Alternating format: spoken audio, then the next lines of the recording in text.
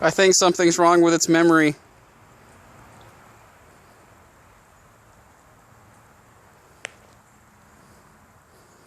It's overheating. I gotta return this back to the store.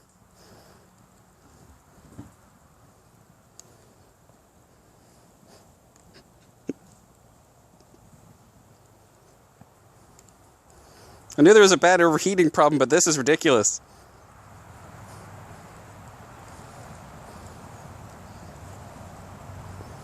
This PS4 is on fire!